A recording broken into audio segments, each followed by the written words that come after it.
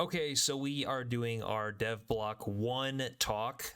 This is going to be a complete dumpster. I say that at the beginning of every video that it's going to be a dumpster fire. We all know that it's not going to be, but this is free ball, so the area is kind of scary. I am here with Sea Shanty Boy, if you want to say hi to the lovely audience. Hey everyone. And we are both working on Chunkblazers. So we're going to do a quick intro of who we are and what our qualifications are. I graduated from college with a bachelor's in game design. I've been creating systems in D&D for over 10 years, and I've been playing RuneScape for almost 20 years at this point. So I'm a bit of a loser, but that makes me perfect for the job. And luckily, my partner in crime here, Sea Shanty Boy, has quite the resume of his own. Yeah, hey everyone. So I used to work at Microsoft in machine learning, and more importantly, I play a lot of RuneScape, maybe a little bit of an unhealthy addiction.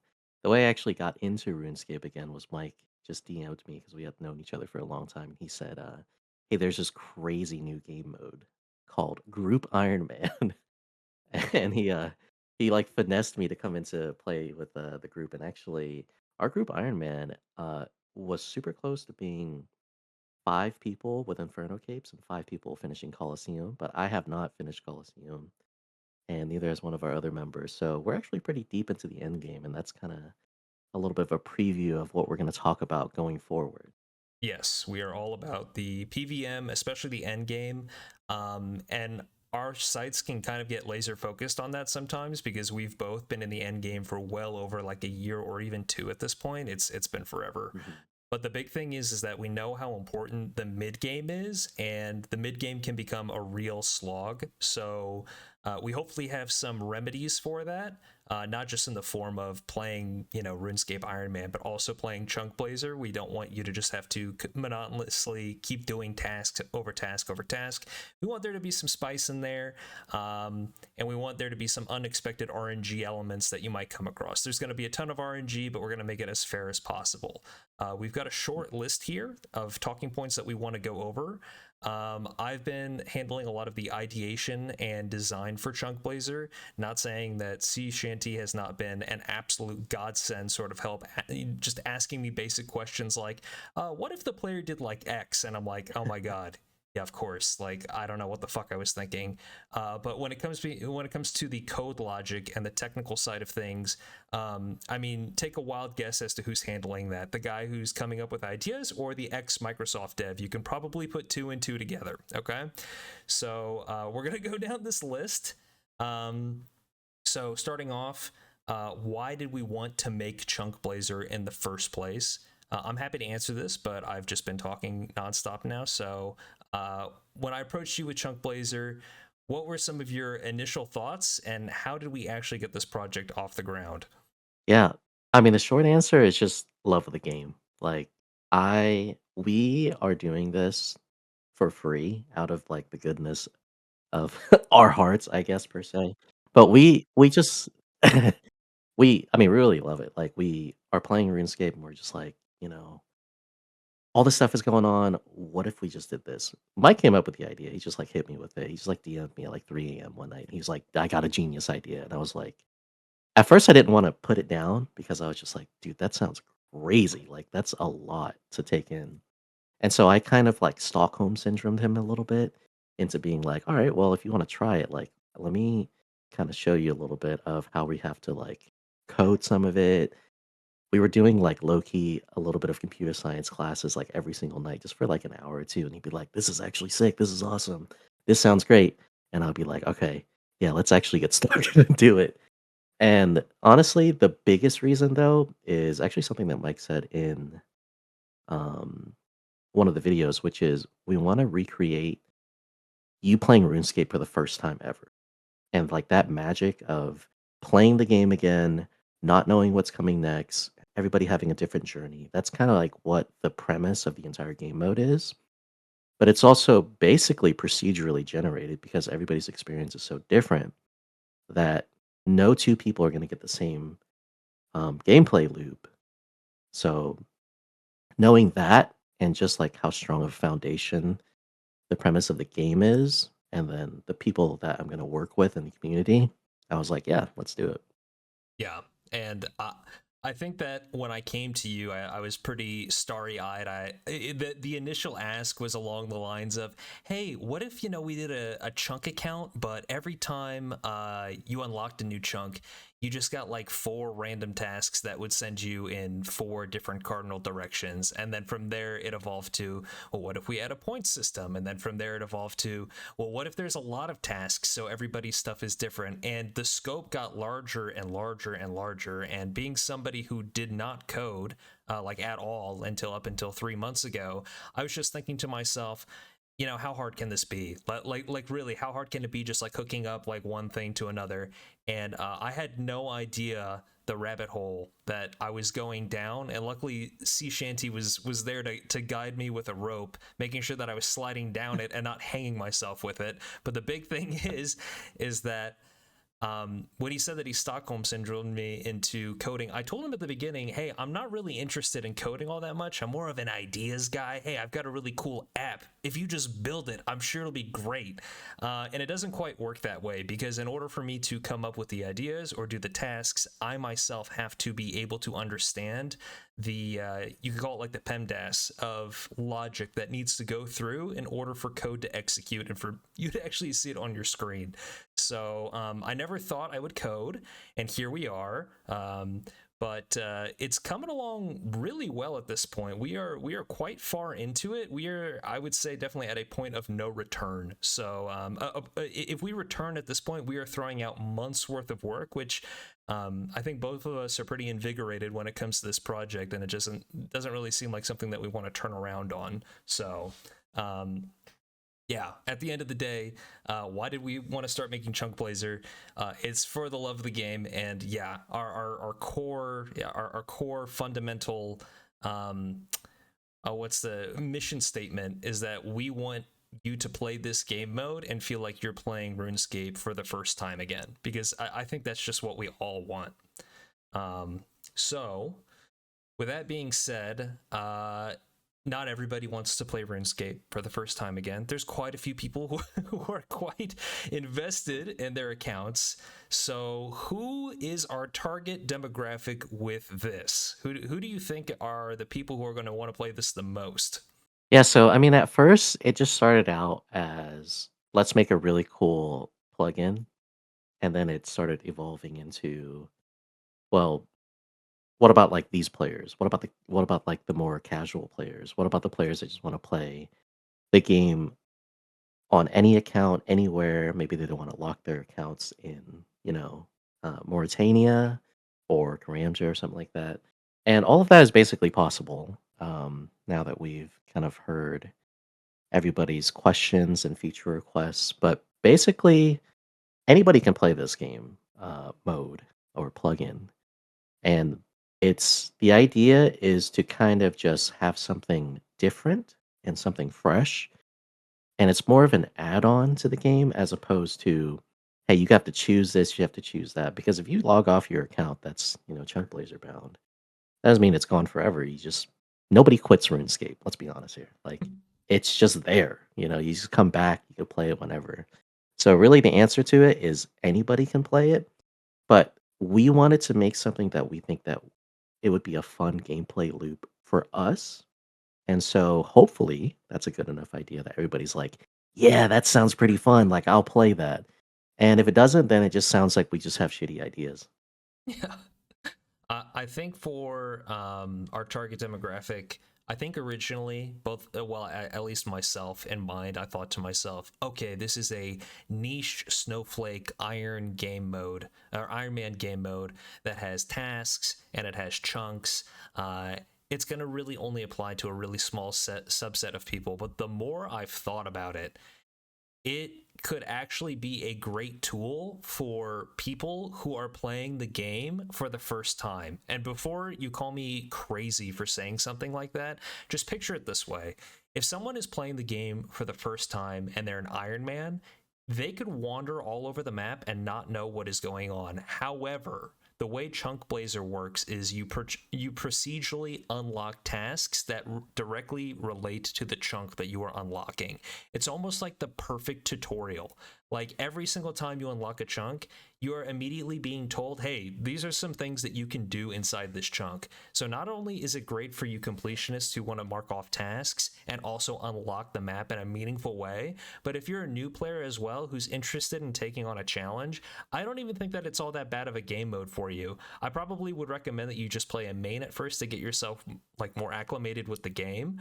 But if you wanted to just pick this up and you're kind of a newbie or you're a little bit familiar with RuneScape, I think that this is a really good way to learn what is all over the map, literally chunk by chunk, and how they relate to each other as well.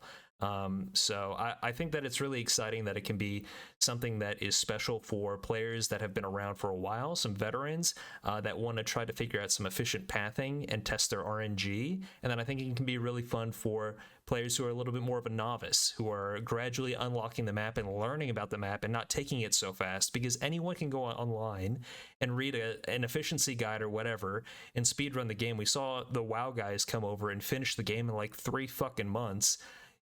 Mhm. That's great, but like Which is this crazy, by is the way. yeah, it's absolutely nuts. But this game has 25 years worth of content in it, and I feel like it's an awful shame for you to rush that. I really do. Now I understand from a content creator perspective why Mhm. they did it, but if I were to get my friend into RuneScape for the first time, I would be mortified if I was able to get him into the Inferno in the 3rd month. That's like taking your friends who have never watched Lord of the Rings Extended Edition and doing a marathon for 9 hours. Like, sure, that's what I do every Saturday, but I shouldn't put somebody who doesn't know what those movies are through that experience. So, yeah, when it comes to our target demographic, I think that you can be a novice or you can be an expert. I think that this has something for everyone. I guess what is the idea behind the game philosophy? Like, what was our approach, you think, when we are both building the game and started it? Yeah, it's kind of a combination of a couple things that I love about the game. Chunk mode is always something that I've wanted to play, and I think that it really encapsulates the quote unquote grindy aspect of old school RuneScape.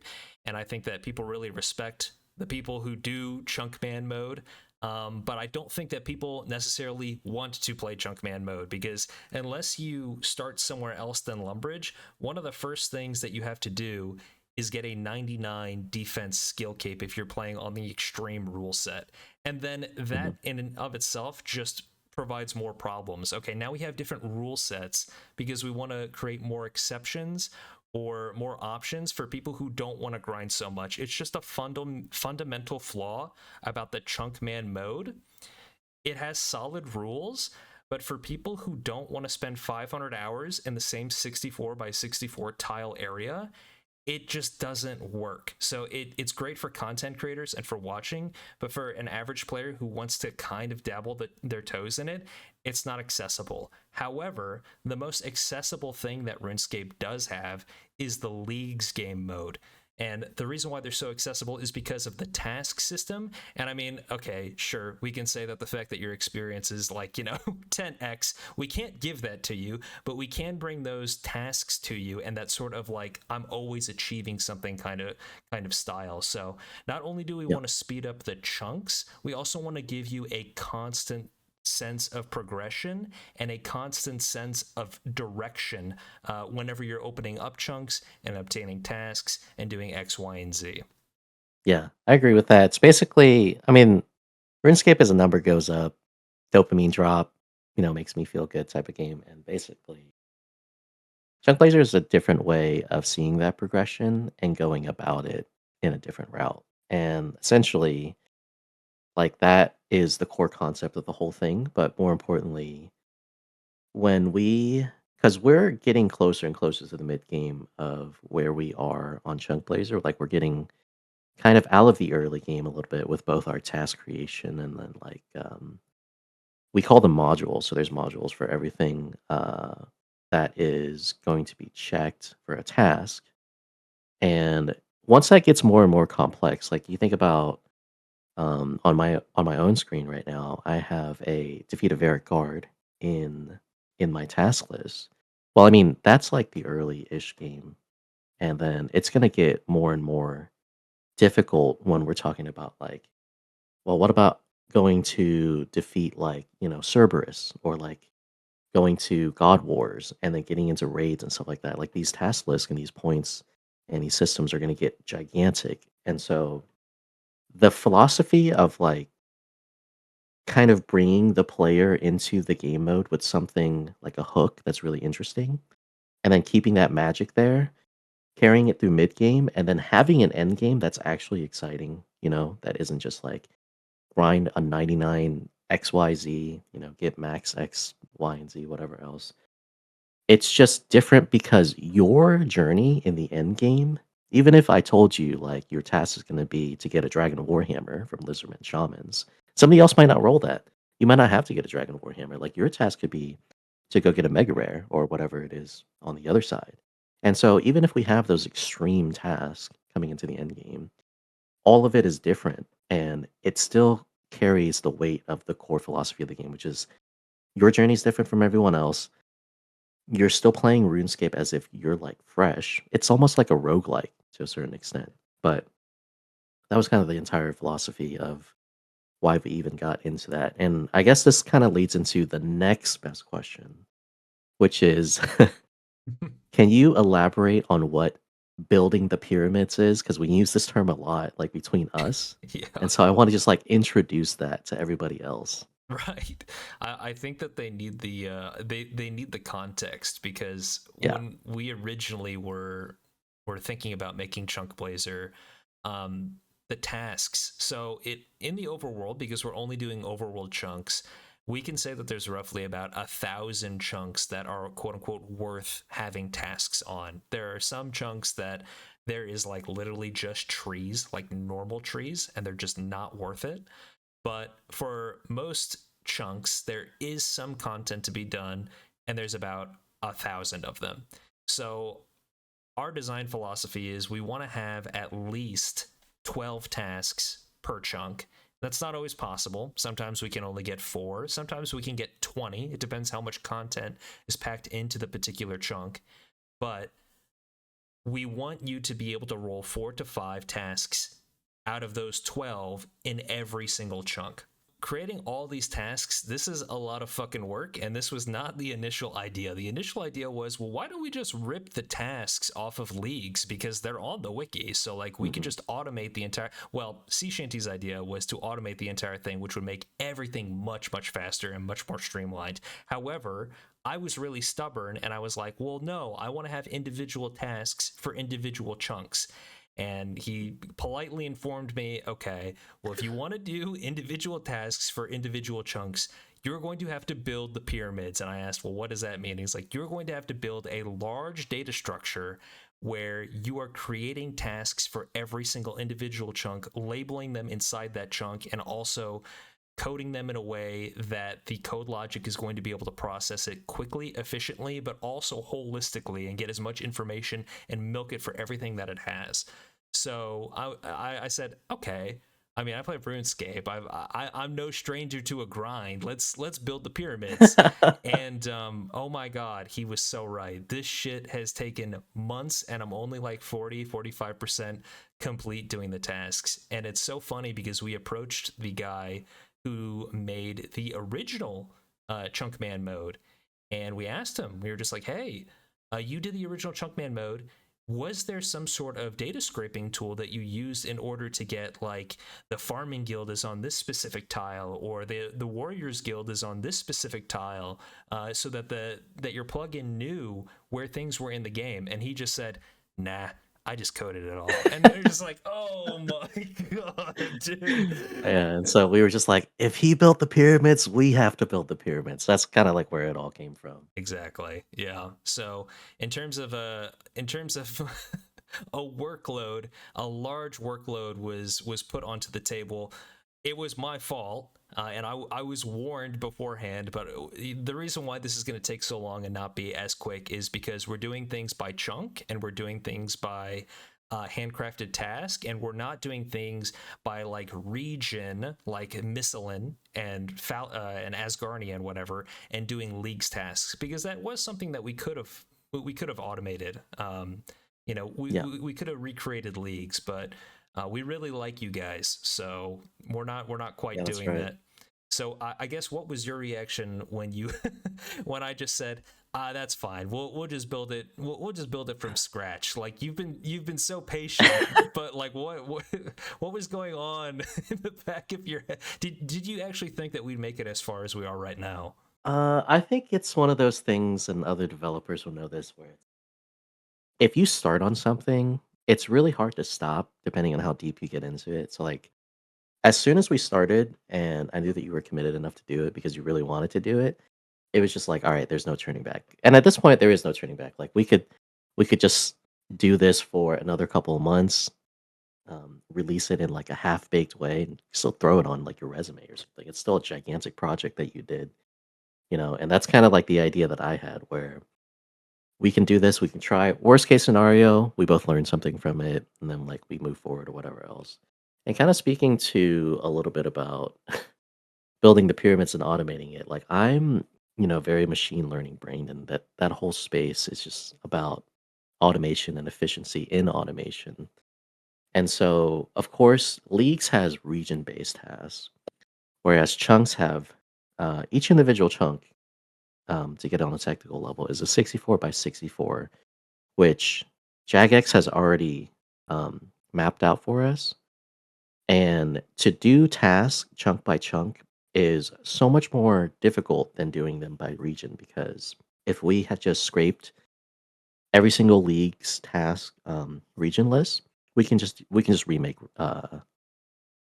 remake leagues without all of the extra like mods and bonuses and stuff like that. And we were just like, that's not as cool, you know what I mean? Like that's not a curated experience. And so we were just like, let's cosplay as, little Egyptian slaves and get get our hands dirty in the sand and figure out how two guys are gonna build this fucking pyramid that's gonna be standing there forever. And that's kind of like the end goal. It's just we want to get it up on its foundation first. And the moment that it got it on its foundation, which it is on right now, it's like, yeah, there's no turning back, because who builds half the like a quarter of the pyramid and then just leaves like now. So we talked about building the pyramids, and a huge part of building the pyramids is obviously doing these tasks chunk by chunk, block by block. But that's not the only thing that goes into the pyramid. That might be maybe the outside shell or a decent chunk of it. But what we're going to go over here now, or Sea Shanty Boy is going to go over here now, is really our development workflow. So tasks are just a part of this overarching system. If tasks are the cinder blocks, then this is the supports that hold everything up and that everything is designed around. Yeah, so basically this is how we think about developing it, and then also how the workflow goes through the pipeline.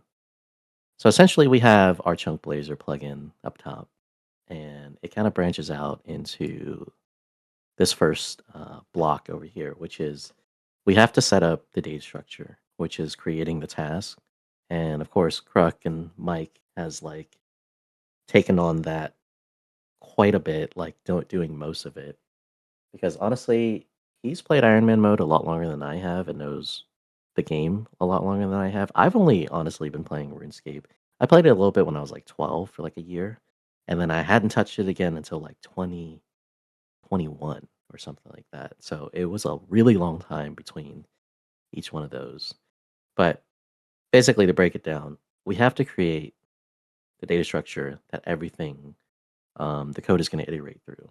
And so this gigantic data structure that we have, this JSON, is going to contain all of the tasks, and then inside of it, like all these constraints that we're talking about, all the metadata, everything that you see in the plugin when I've been like showing previews of it, or Mike's been showing like short videos and stuff. It needs all of that needs data for it to work, because if it doesn't know what it's reading and parsing through, then none of it actually matters. So, of course, going along with that, for anybody who is a dev, you always have to account for scalability. So, one of the things that we thought about, where it's like, all right, so if we go with a point system, then how is it going to look at what points are in Lumbridge versus what points you're going to look at if you're combat level 100? And everybody who is a dev is also going to know the answer to this, which is going to be an algorithm. So at some point, which we haven't fleshed that out yet because it's like really deep into the game.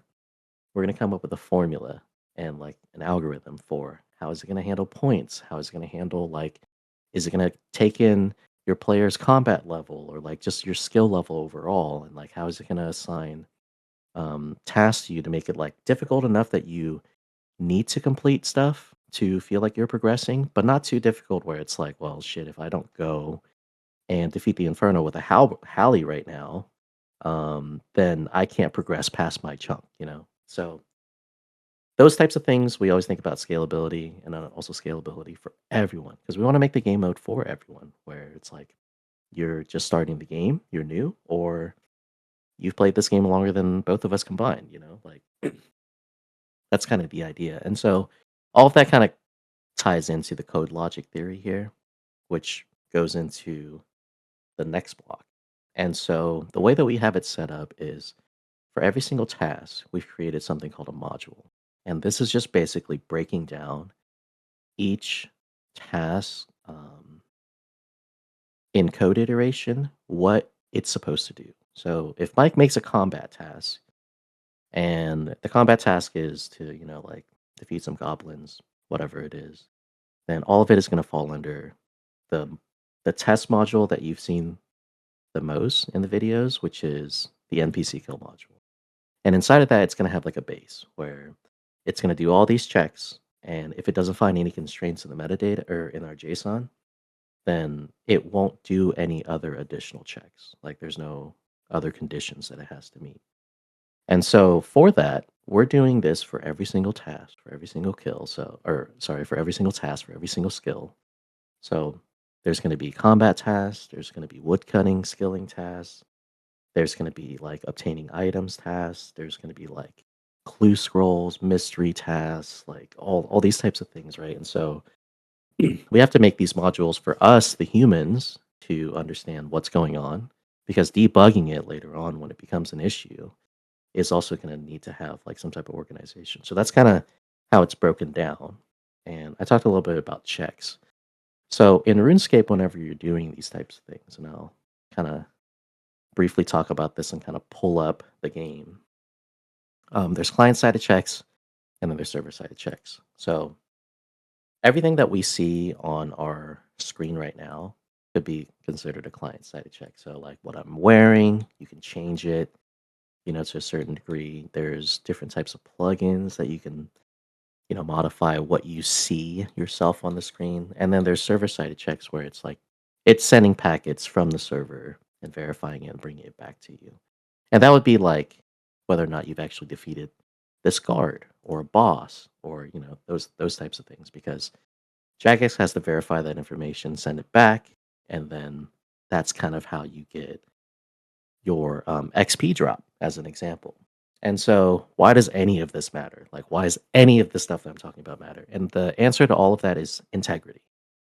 So, there's client-sided checks that we have, which can be spoofed and manipulated. You basically can have cheat clients and so many different things.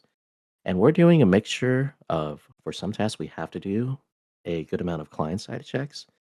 But then, for as many tasks as we possibly can have, we're doing server-sided checks, where the server itself has to come back with the information where we're talking with the API of Jagex and RuneLite and make sure that that information is verified before we can actually pass you on that task.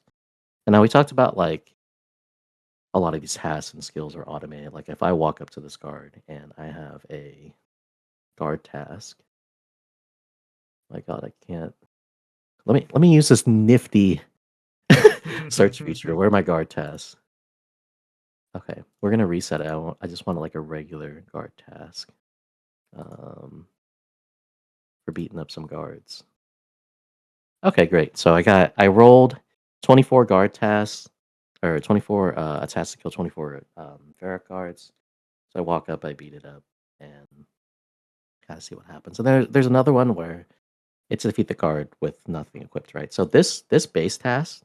So I just defeated that guard, and it actually passed me for this one, but didn't pass me for the other one. This would be the basis for our module, and then this would have a constraint, and then this would also have a constraint. And so kind of things like this evolves in scalability and kind of like how it works. And we always are very conscious of the integrity of like how many checks we can do and what's realistic. And this is kind of lead into something else down the line too, which is leaderboards. Like we want leaderboards in the game, and more so like it is a for fun thing, and it's going to be like external from the plugin. But if that's going to be a thing, like I know for a fact because I'm a very competitive person, and I used to play video games professionally, that the rank of the number next to your game means a lot to people. So if you don't have integrity in that, then it kind of doesn't matter. But I mean, if we control the server, we control the leaderboards. Like we also control like, banning people and all that stuff too. So if it really gets down to it, like you're cheating in a plugin inside of a 25-year-old game, like you I don't know what to tell you, man. Like there's just so many things that we can do for that. So basically, along with all of that, there's optimization that goes into it. So it's a lot to think about. It's kind of long-winded, but all of this stuff that we've just kind of covered is it goes into one big question or one big thing. And it's having a good player experience, which is if we make this product, the people at the end of it, which is you guys, the players, are they going to enjoy playing it? Like, are they going to have a good experience? Like, what is special or different about Chunkblazer that you just can't get somewhere else? And kind of the whole idea is like the premise carries itself, but then more importantly, we are introducing a lot of things that we don't see other plugins or even game modes have. And to kind of stroke both of our egos a little bit here is like we kind of have an inkling of what we think would be fun and would be good. And I mean, that's subject to change because there's already been so many good ideas or like different opinions, even just inside like Discord or YouTube comments where people are like, hey, this would be a good idea, and this would be a good idea, and whatever else. And we are always listening and like looking at those things to curate the experience because at the end of the day, like we're making it for us, but we also want to make it for you. That's kind of where it all comes into. And so everything else that goes along with it, it's like, how do we make a good player experience? Well, it's going to be a lot of QA testing, a lot of unit tests that we have to run. Is the gameplay loop satisfying? Like, if I play this for 10 hours, am I gonna am I gonna be brain dead, or do I want to like keep playing? Is it like addicting? Like, do I want to log on to like keep playing RuneScape basically? And keep playing Junk Blazer. And then at the very, very end of it, which we've like alluded to it a little bit, is like, how does the end game feel? Because the end game is a huge part of the game. It's a long part of the game. And we have not tackled that yet, but I'm sure that once we get there, because, as we said at the very beginning, Mike and I have been at the end game for such a long time, we know how it feels to be there. And so to make it better, we think that we can make that experience better in, various different ways. So that's just kind of like how um, the workflow is and the ultimate goal of what it is. And this is just, if you were to skip to this part, you can just listen to this part and a little bit of us shit posting and memeing, and that could be the entire video if you wanted. So when we mentioned that Chunkblazer gives sort of like a different experience than other game modes, one of the main things that we really like to think about is the implementation of boss tokens. And boss tokens, I'd like to say, serve two huge functions. And before I go into them, I'll explain what they are. Boss tokens are a second form of currency. Your first form are points that you use to unlock regular chunks. However, every account will start with one boss token, and there are boss chunks. So if a boss resides on a chunk, then you would need to use a boss token to unlock that chunk. Now, I know that there can be some weird edge cases like Cerberus and Taverley Dungeon. Would you need to use a boss chunk on the Taverley Dungeon entrance so that you could fight Cerberus? The answer is no, because you need the Taverley Dungeon in order to unlock Herblore, so there are edge cases like that. Also, what do you do for something like Obor, Bryophyta, and Scurius all technically being within the same dungeon as long as you have a high enough agility level? Well, you just add 3 boss tokens to the 3 entrances to that dungeon. If there are multiple bosses inside of a dungeon, then we'll just increase the amount of boss tokens needed to get in or try to cover the entrances, if that makes sense. We haven't gotten too far into putting boss tokens across the map because it's more of a late game. It's one of the last things that we want to do because we want to put the most effort into it because, like I said, boss tokens add two major functions to our game mode that we think will keep the mid game interesting and keep the overall journey very interesting. So those two things is one, you need to path the route that you think. Sorry. One, it's just like, hold on, how do I want to word this? So one, you need to path boss to boss in a way that you think it is feasible to defeat those bosses. So if you are a level 3 and you go to Karamja and you say, I want to use my boss token on Jad, that's probably not a great idea because you're not going to be able to fight Jad for a long time, especially on an Ironman, unless you're somebody like Rendy or something crazy, which let me be clear, I know you're not. So you're probably going to use a boss token on like Scurious or something, which is totally fine and that's intended. But it really kind of pushes you towards hopefully, whenever you're unlocking regular chunks with points, you naturally get pulled in one direction or another, or you have some sort of strategy in your head. Oh, I've unlocked, chunk X, Y, and Z. Oh, well, if I unlock chunk A, B, and C, I'll be able to complete this quest and get some, bonus points for completing that quest, etc., etc. There are supposed to be all these factors that are pulling you in different directions, and boss tokens are an added factor, but they are a huge factor because we plan on putting many tasks, not just your standard 4 to 5, on boss chunks. We want you to not just kill the boss, we want you to obliterate the boss in any way you can think imaginable while we slam you with tasks and reward you with a lot of points for that. That's why we say that this is a more PvM focused sort of game mode. And the second reason is the one that I explained. There being so many tasks on the boss chunk, we want to give you an incentive to path towards boss chunks, but that incentive also needs to be offset by doing things around the game that prepare you for the boss chunks. So we want you to be pulled from boss chunk to boss chunk, and we want you to be pulled away and towards boss chunks for both resources, quests, etc., etc. It really, truly does make your journey specific and unique to you.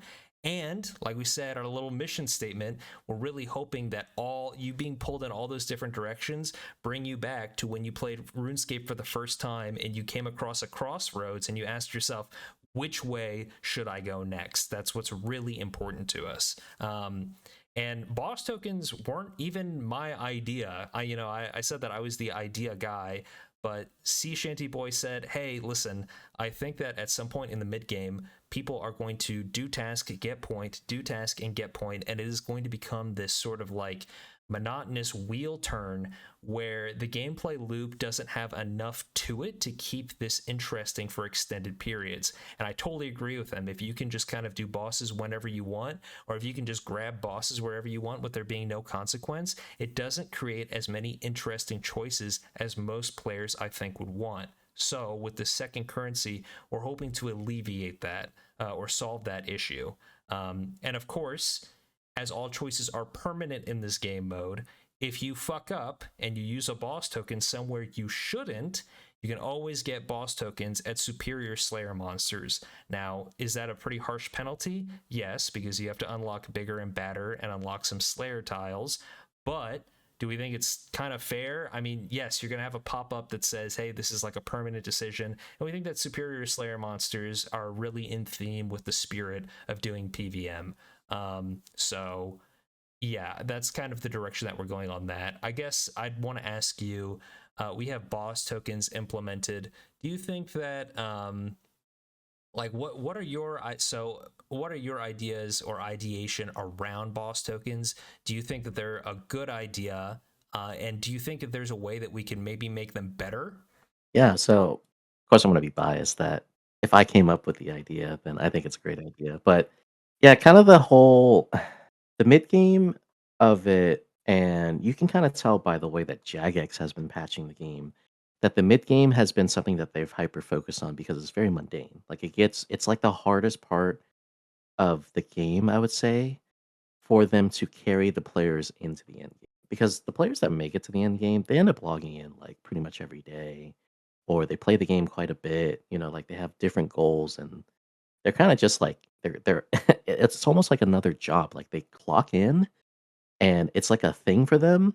and myself too. I mean, I say them, but I'm talking about, me.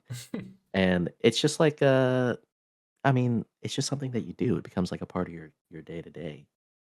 And so I think in general, like the things that we can improve from the boss tokens, I haven't thought super deep into it, but just somebody asked, is there a way to randomize the entire experience? And the answer is yes. Like we already have these RNG tasks, right? We have these RNG um, like procedural pathways or journeys that these players can take. What about randomizing the entire thing? Like I can unlock any chunk, Jesus take the wheel, boss tokens, chunks, whatever it is. And that's kind of like one of the ways that it can be improved, where you kind of just have options. I would say is because the boss token is an option for you in the game mode in the mid game to kind of make something special of what's different from your path versus like somebody else's path, or how do I want to go about doing this, that, and the other. If anybody's played Path of Exile, think of it as like the Path of Exile skill tree. Like you can choose wherever you want to go to a certain degree, and you can do whatever you want. But there are some people that are just like, I just feel like doing uh something else. Like I want a different experience. And you can do that too. Like you can just do anything that you want. And I think that's kind of where we can improve with that. It's not a great answer. I can't really think of it like on the spot right now, but I did put you on I the don't know. spot. We'll have to think, but basically there could be more things that can be added to it, just like all of our tasks and constraints and ideas and whatever else that can make it better. Just right now I can't really think of anything that's like standing out to me. And if anybody has an idea, like feel free to toss it in the comments. Yeah, I think that it's important that we do get feedback on the boss token thing because it does set us apart from everybody else in terms of how they've designed their chunk accounts. And also when I say like, hey, you should unlock Scurious as your first boss, that's not even like entirely true. That's just a suggestion. But when I Mm, think of like boss tokens, a lot of the tasks that you have to do in Chunkblazer do relate to Slayer, especially early game Slayer. Early game Slayer actually does matter for some tasks. Kill a goblin on a Slayer task, those sorts of things. You can only get those Slayer tasks from Slayer Masters. So a lot of people aren't going to want to path towards Varrock. A lot of people are going to want to path towards Draenor and towards Turiel. And if you're going in that direction, it might be best for you to unlock the Giant Mole first, because you can still kill Giant mhm, Mole as an early level. If you can kill Scurious, you can kill Giant Mole because you only need to kill this boss one time. If you kill the boss one time, your first time, you get your boss token back, right? So you only have to defeat it once. Defeating the Giant Mole isn't going to be a big deal, but it's going to get you further west. Or some people are going to want to, do Scurious and then immediately open up Mauritania, and then they're going to have access to Barrows. I know from personal experience you can do Barrows on a level 20 account. Do I recommend it? Not really, but but you can do it. You can do it. So there's like a million different paths, and I don't know if Scurious is the most like I don't know if Scurious is the most optimized one, and that's the whole thing. Is just like I feel like a lot of people have optimized the fun out of the game, and that's completely fine yep. because I did that as well. At some point you want to just clock in, like you said, and do your do your RuneScape, achieve your goals. But this is going to really make you change your goals and kind of weigh your options every step of the way, and that is going to not let you optimize as much as you want. You can make optimized decisions one at a time, but having a large overall optimized plan, there might be so many wrenches that get thrown in it that it probably is just worth taking it one decision at a time, which I love. I love that. Like if people are goal oriented or they want to try something new, like there's a lot of people that might like load up a new account. They're level 3 and they're like, all right, well, I've never defeated Obor, for example. And there's a ton of people that play main accounts too that have never played an Ironman. They're just like, well, I've never defeated Obor. I want to go, beat Obor, or I want to go do, some wilderness bosses or something like that. And those are all things that you can work towards as well. It's just kind of whatever whatever floats your boat, honestly. Like it's your own curated experience. Like you can play or do whatever it is that you do without optimizing the fun out of it. And you can optimize it still if you want. Like if you're hardcore, there's leaderboards. There's fun things on there, and kind of to segue this into another thing is like we kind of talked about wanting to discuss more about leaderboards and kind of can you kind of walk me through what kind of categories will be on the leaderboards and how we're going to handle that a little bit? Sure. So the leaderboards, I know, will at least have two categories. So a lot of people asked initially, hey, I want to play this Chunkblazer mode on my account that already exists. Can I do that? And the answer is yes, on an unranked leaderboard. A lot of people also asked, hey, I want to play this Chunkblazer mode, but I don't want to start in Lumbridge with everybody else. Can I start somewhere else? And the answer to that is also yes. You can start anywhere you want on the map on an unranked leaderboard. So you can start on any level you want, and you can start anywhere you want on unranked. That's called our casual mode, or maybe we'll rename it. Who cares? But the main point is that we can't balance the game. It's hard enough to balance it for a level 3 new player. It's impossible to balance it in a fair way if you were able to start in like Zaya or able to start in Camelot or something like that. Like, and especially on like not a level 3, like that's just self-explanatory, but you might have innate advantages if you start in other places. We've made it as to where Lumbridge has a lot of newbie tasks around it, and the farther away you get from Lumbridge, the less newbie things become. So if we start you off in the middle of like bumfuck nowhere with hard tasks, maybe you'll roll something over there where where your account basically gets accelerated faster. Who knows? The way our leaderboards are going to work are we'll have the unranked, and then we'll have the ranked, which is all the level 3s that start in Lumbridge. And we'll also probably have a third leaderboard, I think, which would be for hardcore Ironman as well. So we'd have the unranked casuals, we'd have the ranked, which are just the regular irons, and then we would have the hardcores. Yeah. And then this brings us into a whole slew of problems that people have brought up in the comments, discussing how are you going to maintain leaderboard integrity? Do you have like a silver bullet answer for this? And the answer is is no, we don't. Obviously, like it is very difficult for very many technical aspects. So I will let you explain. I've done the best I can to explain the technical side of this, but I think that people are also super understanding when it comes to this sort of thing. If you look at the leaderboards that Jagex has, they're not perfect. So I think Yeah. that if I had to put any cherry on top of the giant cake that you're about to bake, the cherry is we will do our best, and not even Jagex says this perfect, but we think that being able to see other people progress with point values creates a sense of community and it brings people together. And we think that it is overall fun. But what are some of the technical difficulties and limitations that we are coming across when we do this?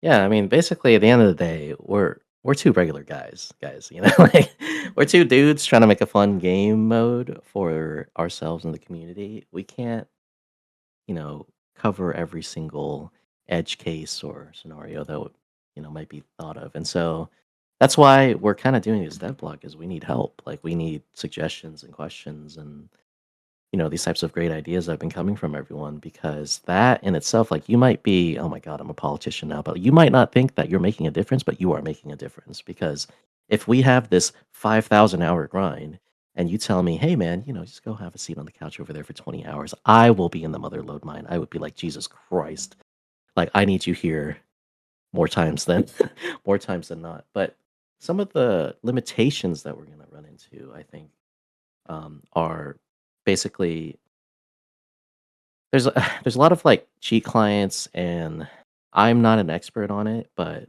the way that cheats work is it's just manipulating memory from, like, the game itself, and so there's a lot of ways that you can basically spoof and cheat and do this, do that, and the other, and I mean, bots are, like, a huge issue, right? And so, like, we have some ideas where if we have to, because not as many people at the very upper echelon of leaderboards would be cheating that much, and if they are, it's like, well, okay, if we just release this for 3 weeks and you have 5,000 Zora kills, which if we did the math, you would be playing like 23 hours straight. It's like, we could just ban you off the leaderboards. You know what I mean? Like there are things like that, some manual ways, some automated detections, like things of that nature. But we're gonna try our best to kind of include everything that Jagex has as a leaderboard into our leaderboard. So what does that mean? Is like all the skills will be there as a category.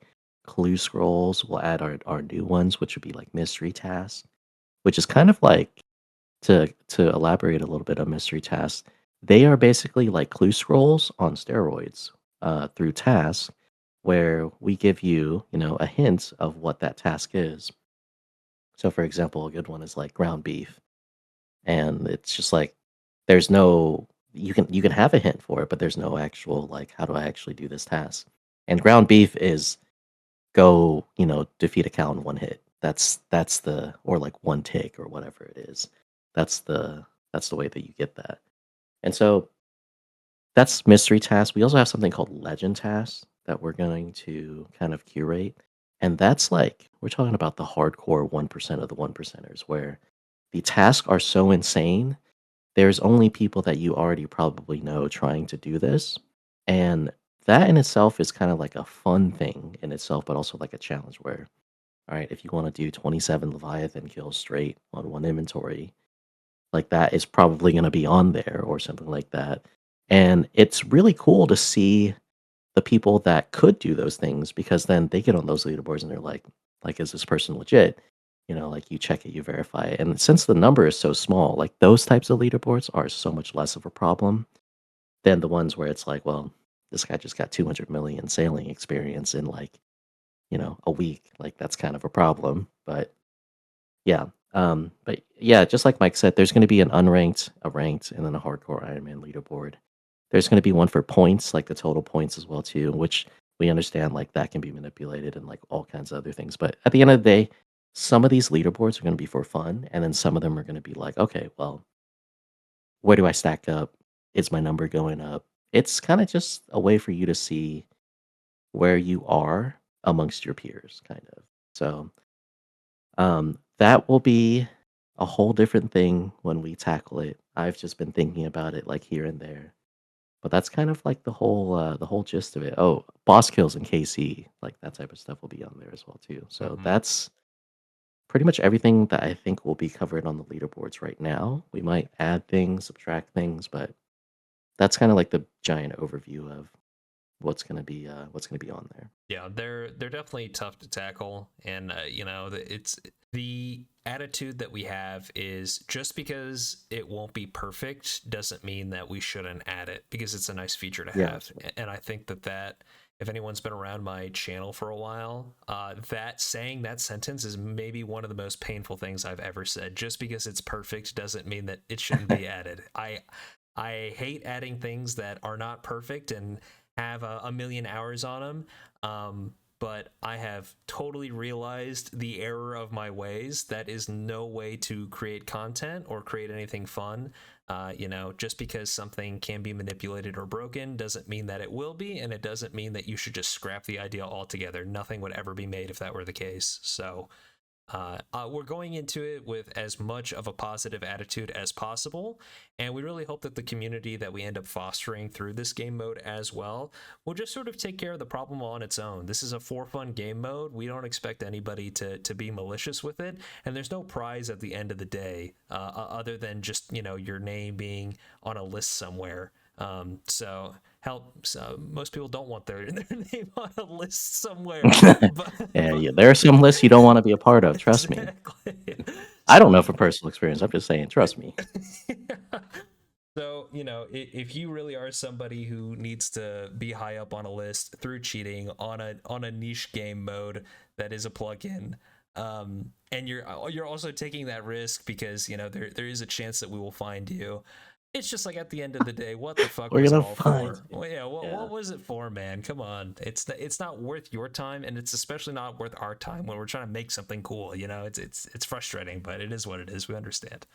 Yeah, and Kruk is really a perfectionist where, you know, he wasn't even gonna upload some of this stuff or do kind of like a dev blog or like updates about these things, but I really kind of steered him and convinced him. We had a lot of conversations about this to kind of just put something out there because honestly, I mean, you guys have found this community through him, and the big part of it is we want to foster a community with Chunkblazer as well too. And so we're gonna have its own separate Discord, and there's gonna be like fun things in there.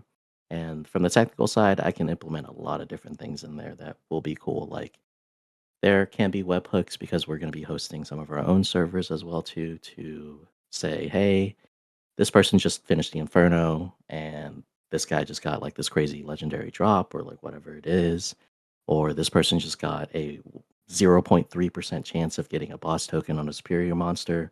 Please, everybody send hate his way. That type of stuff. But like, that basically, if you're gonna make something so big, you want to foster a community so like everybody feels a part of it and like you're playing it. And honestly, RuneScape is, especially over the years, all this optimization shit that's been going on and like doing this, doing that. It's made the game feel extremely single player, even though it is an MMORPG. And the key factor in there is MMO, which is massive multiplayer online. And kind of like with this whole Chunkblazer thing, we were like, dude, I have friends in our group Ironman that play on and off, and then like one of us doesn't want to play anymore for a little bit, and the other person doesn't want to play anymore for a little bit. And then all of a sudden, 5 of us are chopping fucking trees in the woodcutting guild. Like we're not doing anything. We're not playing content together. Or somebody swindles me to go to Next, and I'm like, I hate drinking, Sarah Brews. I don't want to do it. And I hate fucking baking them. So, like, I mean, there's just so many different things like that where this plugin is ideally supposed to be something that you can always come back to it. There's going to be a community for it. And even if you don't log in every single day or even every single week, everybody's busy. And some of us are older now. There's going to be a community there of people just memeing, having a good time, shit posting, whatever else. And of course, there's always going to be like a couple of bad eggs here and there. But that in itself is not something that should stop you from like creating something or doing something that you really like. I mean, honestly, I've played some of like the biggest games in the world for like as a job for a while, and you get a lot of flack and a lot of bullshit from people. Like you ever watch a football game and you're like, how did that kicker miss that field goal? Like you think you can go out there, you can do it, and like people say all this outlandish shit and they make all these requests, but at the end of the day, it's just like you have to learn to drown out the noise so that you can actually enjoy what's there in front of you. Like look, see the forest for the trees and not like the other way. Like I don't know how the saying goes. I'm not a philosopher, but kind of something like that, I would say. Yeah.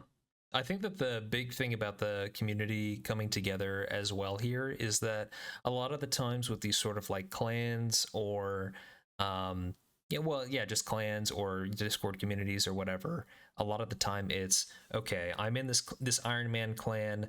All the other Iron Men are pretty much doing the same thing as me. I am going through the motions. I'm at the step where I do Cox. That guy's at the step where he's getting a Dragon Warhammer.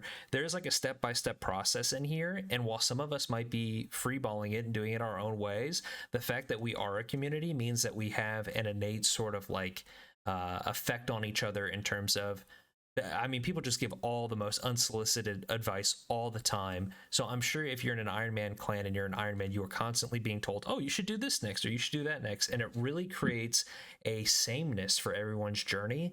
If you're playing Chunkblazer and you're hanging out with a bunch of other people who are playing Chunkblazer, it isn't, oh, you should be doing this. Oh, you should be doing that. The conversation will be, holy shit, I just got fucked. Oh my god, I just rolled the worst fucking task for what seemed like a completely innocuous chunk. Oh my, I can't believe I just stepped on this landmine. Or, on the flip side, oh my god, I just got absolutely spooned in this chunk. I thought that this chunk was going to be a huge roadblock, but I was able to get 4 or 5 relatively easy tasks, and I was able to bypass something that I thought was going to be a huge pain in the ass. There will be so many different experiences, so many stories. It's essentially like going to the casino. Everyone has their own game plan, and no one knows what the slots are going to be. It's going to be so much fun to not only play through it yourself, but to see other people's experiences be so vastly different from yours. It's just always going to be like new content for yourself, whether it's yourself playing or your friend playing. So I think it has a huge advantage in that court. Yeah, and I agree with that. It's basically just the other thing that goes into is we want to release a really polished product that when you interact with it, you're like, almost every single part of this seems fun. And so like the way that you unlock a chunk and like roll the task and stuff like that, like it should like mean something. There should be like some meat and potatoes behind that. Like maybe when you complete a task, like you like the way that the sound and the pop up shows up. You know, like just small quality of life things like that. And that's kind of the thing that we want to push is just a good experience, like all of those things that goes into it. And so if we make, a new system or a gameplay loop or something like that, it's like, well, the way you roll tasks or like the way you interact with other chunks or even like the barrier, like the way it looks on the map, like how can I know that I'm inside of the right chunk or how does it feel when I unlock a new chunk? How does it feel when I like get a boss token for the first time after beating, King Black Dragon or something like that? Those types of experience and those types of little things, it's like you wanna honestly, like, we're all kinda kids to a certain degree, like, bring you back to, like, your childhood a little bit. If you played RuneScape when you were young, you would remember, like, okay, well, you logged on and you were like, "Holy shit, I'm gonna go kill blue dragons for the first time." And, like, 12-year-old me is, like, giddy about that. I'm like, "Holy shit, I'm gonna kill blue dragons for the first time." Of course, I walk in there and get decimated because I don't have an anti-dragon fire shield and, like, whatever else, but there's so many different little things and experiences like that where now that we're the game is more figured out, we just have to find different ways to make that experience feel new. And that's pretty much what, of course, the core philosophy of the game is, and then kind of what we're trying to introduce as well too. And so pretty much with that said, I guess the next question is we're trying to do all these things, we're trying to, ship a good product and have all this polish on it. Everybody's been asking when are we going to release? Mm-hmm. Realistically, Mm-hmm. when do you think we're gonna release, Mike? Oh gosh, it's such a hard question. Um, it's so tough because they also just announced League Six, so there Do they is have a date for that? I didn't see. so they Or is don't it have just an announcement?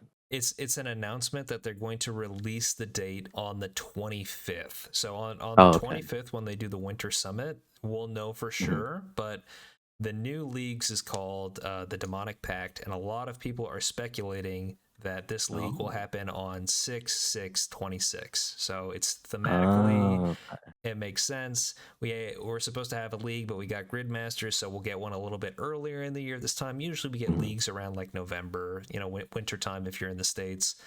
So a lot of people are expecting a summertime leagues this year, which makes things kind of difficult for us because we want to release Chunkblazer when there is a lull in content, not just so that you have something new and fun to do, but also so that other content creators who want to make stuff don't feel like they have to choose between Chunkblazer and Dead Man Mode or Leagues or the new quest that came out or the new raid, because we're also expecting raids for hopefully at the end of this year. Now, it's not confirmed or anything like that, but they have repeatedly said, even in 2025, we haven't forgotten about Raids 4. We really want Raids 4 to happen. Mhm. And they recently put the Cursed Archipelago in the bottom right corner of the map on RuneScape. And in RuneScape 3, that is where Raid is. So a lot of people are speculating that they're going to open that up by the end of the year and have a new raid there. So there's a lot of if, ands, and buts, but the most comprehensive thing that we can do is tell you what our strategy around releasing Chunkblazer is. So we, or I at least, expect to be done creating the pyramid blocks for tasks around April. So I'm about 40% the way complete right now with creating tasks. Um, it is a streamlined process at this point, so we are getting through it. The challenge that I think poses the most time is how we're going to handle the boss tasks. Um, because those are still technically quote unquote chunk tasks, but once we're done with those, the boss tasks, maybe that'll take us through the end of April. But once we're done with that, because I won't be doing those alone, we'll be using those in conjunction because we want the boss tasks to be very special and we want them to have a lot of cool mechanics that you might not necessarily just have in regular chunks. Once we're done with that, hopefully we'll be kind of like at the end of April. That's what we're aiming towards.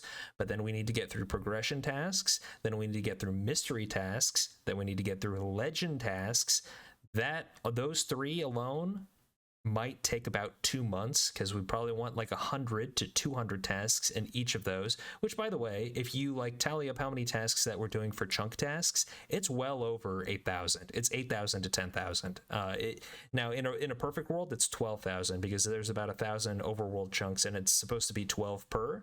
Now it doesn't average out to be that many, but it gets damn close. So it'll probably be 8 to 10,000 chunk tasks, and then another couple hundred mystery slash legend slash progression. So that won't take as much time, nearly not as much, because I also won't be having to run around the game going chunk by chunk and figuring out what's here and what can I do. So that'll be streamlined. But then the turbo cancer starts for Zusi because, like you mentioned before, he has to make these fucking modules for every single skill. So the modules hook up to the data structures that I'm creating one for one. So if we have like a module for wood cutting, he needs to make sure that my data structure for wood cutting fits the module so that he can make checks both server side and client side to make sure that when you do that task checks off of your list automatically, plays the happy little ding that gives you dopamine, does the little pop-up that gets you hard underneath the desk, and then lets you be on your way to the next task. Like, we really want this to feel like a constant flow of progression and a constant flow of just polish all over the place. So there's a lot that we want to do. So I think that if they had, sorry, this is a super roundabout way of coming back to the release date.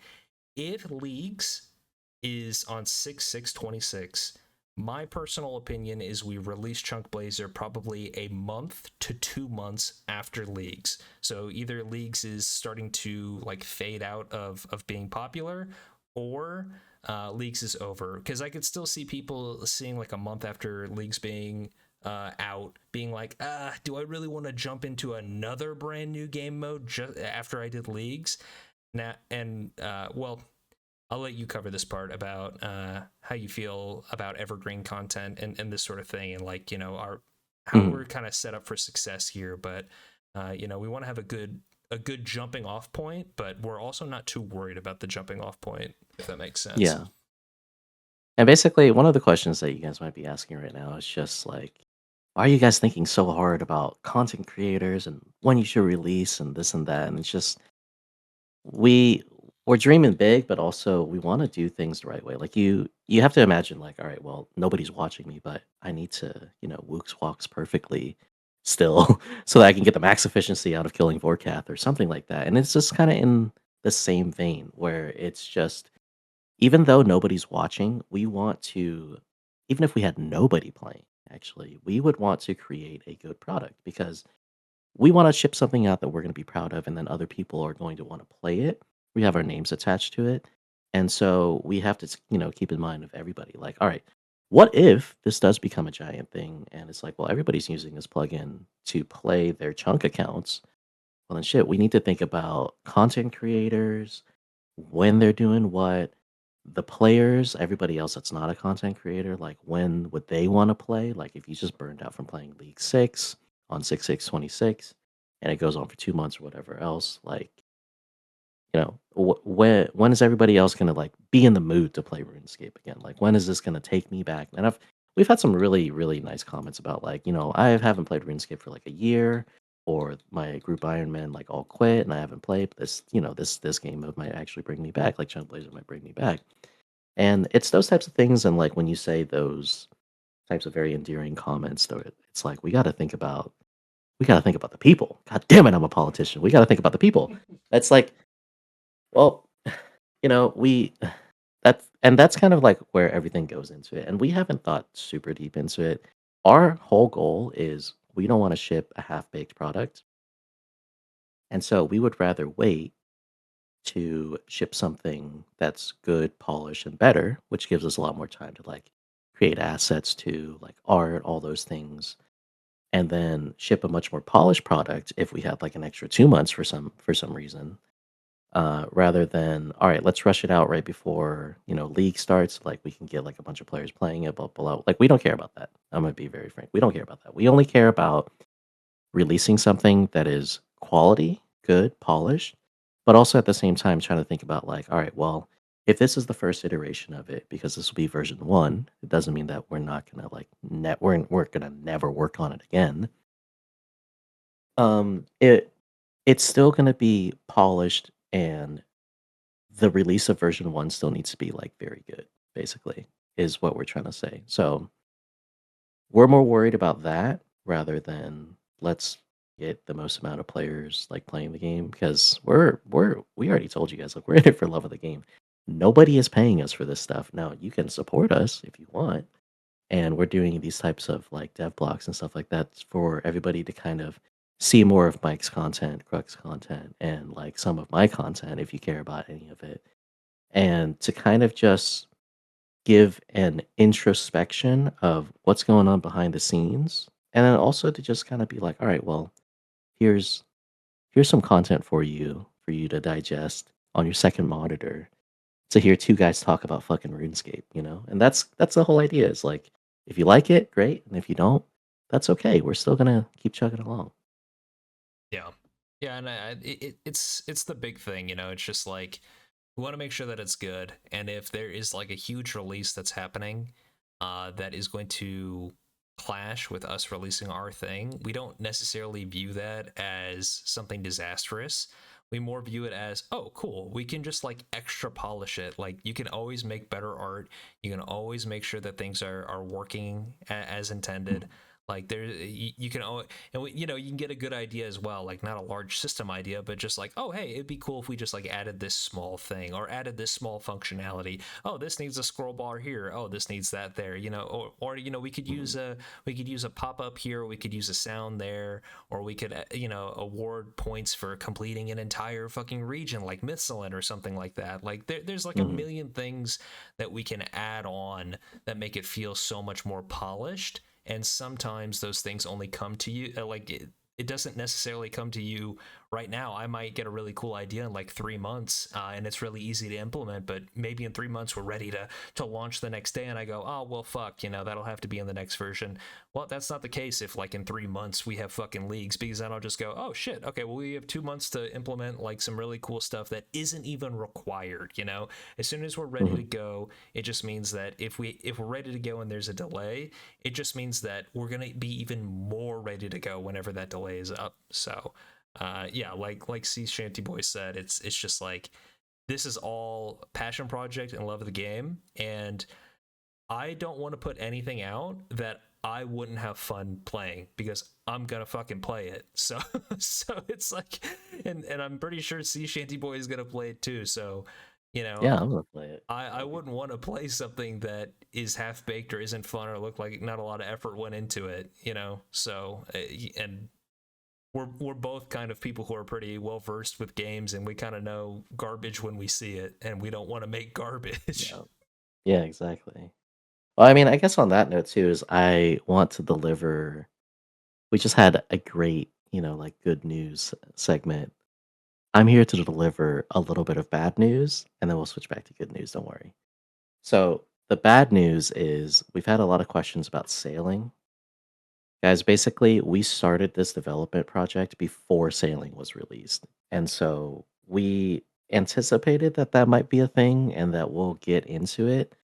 But adding sailing by itself, I haven't done that much research on it and whether or not like proper API calls, like from a technical standpoint, the architecture, all of those things. I really honestly, not only have I not done any sailing, my sailing level is literally one because I haven't played RuneScape like that deeply in the past couple of months.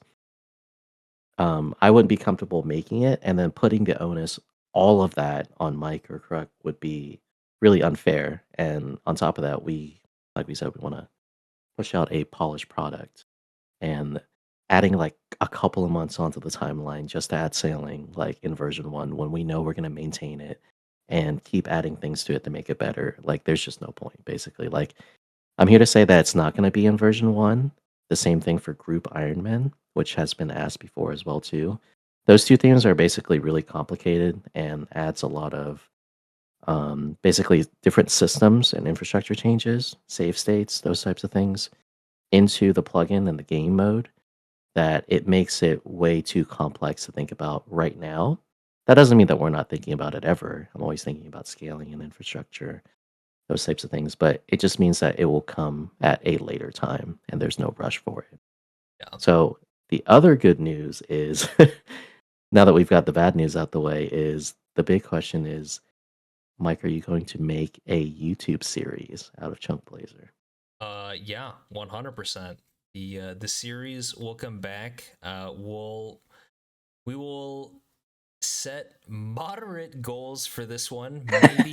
Maybe letting everybody know I plan on killing every single boss in the game on a Snowflake Ironman was not a very good introduction series for myself. That ended up being a lot more than I could chew.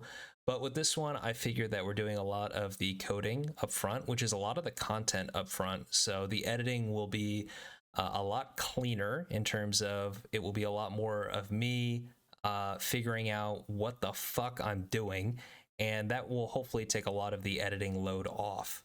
Because before, I'm going to be honest with the other series that I did, if you're familiar with Cal at all, with Cal, I had to basically create information that people already knew and find a way of making it seem interesting. With Chunkblazer, the information is just going to be interesting. I'm not going to have to figure out a way to make it interesting. Like everybody knows how you Mhm. make battle staves, and I have to do a whole montage of showing how you make battle staves with Cal. With this, it's gonna be holy fuck. How the fuck do I get to the battle staves? That's gonna be the problem. So, a series is 100% coming with this. It's going to have frequent uploads because the editing will be toned down quite a bit. But that doesn't mean that we won't have fun moments or anything like that. But I'm really looking forward to it. I've wanted to play RuneScape seriously for like the last like 3 or 4 months, but I've kept stopping myself, and I'm holding myself out for Chunkblazer. So I just have this bar, this meter filling up right now where I'm just like, I want to play RuneScape so fucking bad. But I'm stopping myself because I want to unleash all that energy into a Chunkblazer account. So I'm very excited for that. How about you? Are you playing a Yeah, that's Chunkblazer awesome. account? Are you doing a Chunkblazer series? Can we expect to see Sea Shanty Boy going for rank 1? I'm I mean, at this point, I feel like I'm almost obligated to, but I really want to just because if I mean, I'm like giving myself a motivational speech every day to log on and start working. So I I feel like I could do the same thing for just playing the game mode or making a series. I used to do YouTube for a little bit, but got busy, became a dad, started working at Microsoft, all these other little things. Um, well, fuck, I said little. They're not little. They're big boy responsibilities. That's a lot of work. Yeah, that But is. basically, all these things come up with life, and so I was just like, okay, like, yeah, I'll play RuneScape as a casual because this is like the ultimate dad game. You can always walk away, come back, do all this other stuff. And so, yeah, I mean, I feel like YouTube is kind of like that as well too, where I can do things on my own time. And for me, it's more like I feel like I need to QA this game mode myself because I might run into a bunch of bugs I need to fix and all these other things. Which, speaking of which, there will be like a report function and like a Discord about all of that too. So, like, if you guys find bugs and like all these other things, you can report it. There will be a lot of streamlined processes for you, the player, to basically interact with the plugin, and then also us, the developers, as well too.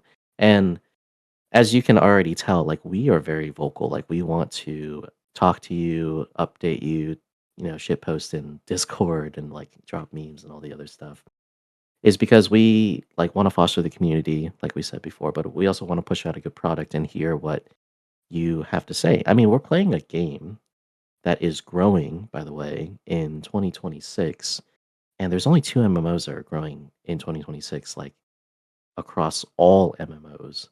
And I'm pretty sure it's RuneScape is one of them, and the other one is Final Fantasy. So it's a really, really tall task to be like, let's break into this and like make this amazing plugin, do this and do that. And so, like, there's going to be a lot of new players that come into the game, and there's a lot of different ways to play the game and experience it, all of that stuff. We just want like a piece of that pie to share some of your time along with ours, basically. And so, yes, the long story short version answer of will I be doing YouTube? Yeah, but I'm not expecting to. It's more like for fun, and for me to like, toss something up for myself, my friends and stuff like that. And I'm not as good at editing as Mike is. Like he's taught me a lot about that regard, just as much as I've taught him about like, coding and kind of creating basically this plugin. But yeah, I'm super excited in general for it to make progress. And every day that I get time to work on it, it's always a great time. Sometimes you guys will see like we post like a little update here and there on YouTube or Discord or whatever else. But you don't know that we just sat there for 6 hours talking about so much shit that that got us to that point to release like one or three, small features. But it's all worth it in the end because it's the journey, like the journey of doing creating the plugin and the same thing as like the journey of like YouTube and stuff like that. And so I've already come to terms with like I don't even know where the hell I'm going with this. Yes, I'll be making a series. I'm super excited about it. Let's move on to the next thing. Yeah, no worries. Keep Yeah. putting you on the spot. Yeah. Okay, I think that almost covers all the bases unless you had something else. I'm looking down the list here and I don't see anything else. I don't see anything else. I would say the only thing we have is Mike is going to release this onto his YouTube and Patreon and Discord, like pretty much everywhere. If you're not a part of the community already on Discord, please join the Discord, start chatting, start talking, give suggestions, all of this other things. Right now, it's just Mike's Discord, but at some point, we will branch out and have uh, the Chunkblazers specific Discord. But that's down the line when we get closer and closer to release. But Yeah, yeah, we're using to my Discord as basically like a QA and questions and mhm, suggestions so that it doesn't bog down. And I mean, well, maybe not necessarily bog down is the right word, but we'll transfer that all over to an official Chunk Blazer Discord that we yeah, want to, push like achievements and updates and everything that you guys do in specific channels, letting everybody know your accomplishments and whatnot and high scores and all that good stuff.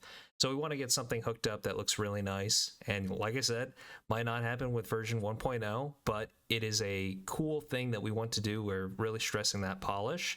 mhm. Um, but yeah, the Discord is the best place to start. And there's plenty of people in there who have made excellent suggestions, not just task suggestions, which we will credit you for if you come up with cool mystery tasks. We will credit you when like somebody hovers over the task. We'll have your name attached to it, which is really cool. You'll be solidified in the plugin. Yeah. Your Um, address too, and the crazy three numbers on the back of your credit card, all exactly. of it. Yeah. So you can do that. And then we've also had people in there literally suggest features that were just like, oh, damn, we didn't think about that. Like a lot of people were thinking, Mhm. hey, what if we created like a leagues game mode at some point? Or what if there was like a set seed so I could like, go like race against my buddy? Or we could Yeah. unlock all the same chunks and we're playing a group Ironman together until, we can get an official group Ironman thing going, which I don't know if we'll ever do that. That sounds like complete fucking AIDS, but we'll see. Yeah, it's not That's like a lot. Yeah. yeah, and it's not even AIDS for me because I'm not the code logic guy. Zusi is, so it's just or sorry, C Shanty Boy is, so it's just like it's a lot, especially to do for free. So that's Mhm. why we're stressing. Well, not we're, but at least I'm stressing right now. Hey, give us money, okay? Like give us money. I hate asking for money. I do. It'll come out one way or another. We're both fine without the support, but the support really does make it feel like we're making this for people who are excited for it. Not like, oh, you deserve it because you paid, but more so we feel or not there is hype around it, and if there's hype around it, then we're really hyped to fucking release it. That's the whole point of it. So this video will be for members only on YouTube for a while, and then we'll switch it over to free because we do want people to be able to listen to this and also check it out whenever they want. And then of course it'll be on Patreon, so that'll all be linked down below. So will the Discord, and so will the initial schizo post thing for Chunk Blazer that I posted at the beginning. I'll throw that down there too, just so you have an idea of how Chunk Blazer is going to play overall, just in case you want like a large overview. But I feel like we did a pretty good job at explaining the systems and what we thought about in here. So Yeah, I agree. I also had an "Oh my god, eureka" moment and remembered, like, something that I was gonna say 30 minutes ago or something, Oh, sure. What's up? which is we're playing in 2026 a game that the developers ask the players' opinions through polls all the time, and so Mm, that's part of the reason why we're so vocal and wanna be talking to the community is because we're players ourselves, but we're just player devs, and so since you're accustomed to playing a game that the devs talk to you, they meme on Twitter, and they have polls in the game to ask you like what you don't like, all those things. It's kind of the same thing here, where it's like we have an idea, an inkling of what players could like, but we don't know for sure, like all the time. Like everybody's different, and so that's why asking the community, interacting with the community, and building a community is extremely important. Because I mean, guys, we're all playing a fucking video game, like, on the internet. It's for fun, and it's something that is supposed to make friends and, like, do all this other stuff. Like, I mean, I met, like, our whole friend group just through the internet playing video games, and we kinda wanna recreate that magic a little bit.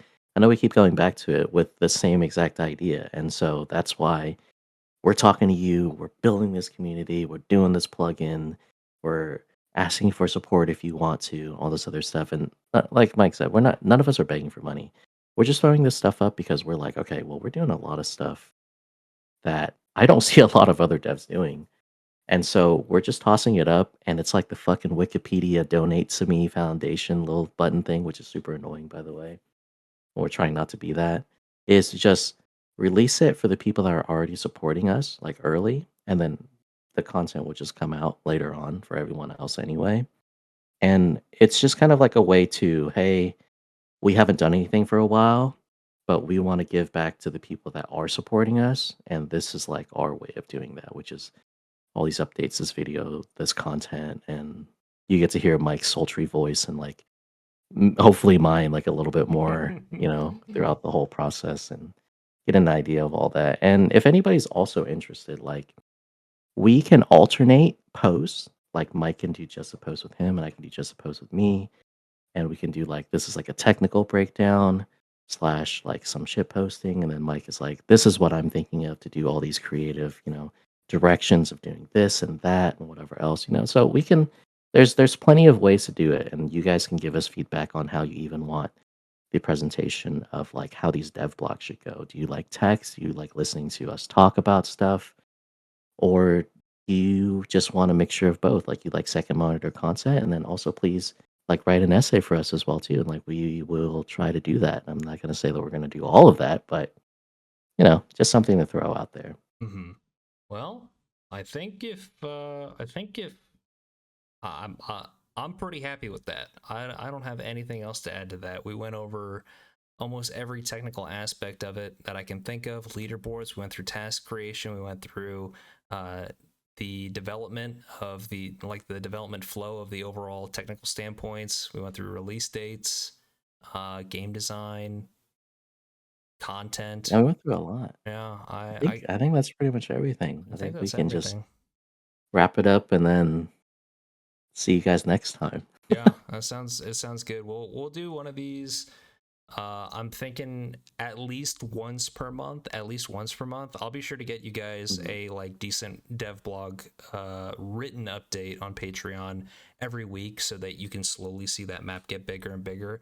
I'm not saying that we can't do one of these dev blog talks more often than once a month, but I don't Right. want to, hold Sea Shanty or myself to like a 2 hour long talk every single week. That can be a big ask when we both have things going on in our lives. So I don't want to say Yeah. it's not We've also possible, got the but plugin to make, yeah, it's like there's a we're lot trying to of make content yeah. and the plugin at the same time. It's a Yeah. lot.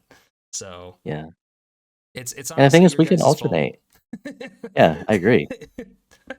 We can alternate posting on the Patreon and posting on Discord and stuff too. And basically, True. like, guys, one more time, like, join the Discord because like sneak peeks and like talking about general discussion, mystery tasks, suggestions, all that stuff.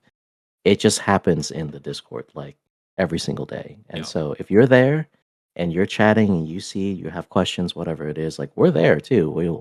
We'll talk to you. We're happy to answer and drop like, a picture of what the progress looks like. maybe another really a little bit more scandalous picture. I don't know, but like all there's just all kinds of stuff going on in there. So check it out. We're there. And Mike, if you don't have anything else, I'm good to go. Yeah, I'm good. Like you said, we want to talk to you guys. We're doing this out of passion, so we're very passionate about having discussions about it too. So yeah. With that, I mean, I'll say thank you guys for watching. I super appreciate you, and I will leave it to you, Mr. Shanty. You take us out. Thanks everybody. We'll see you next time.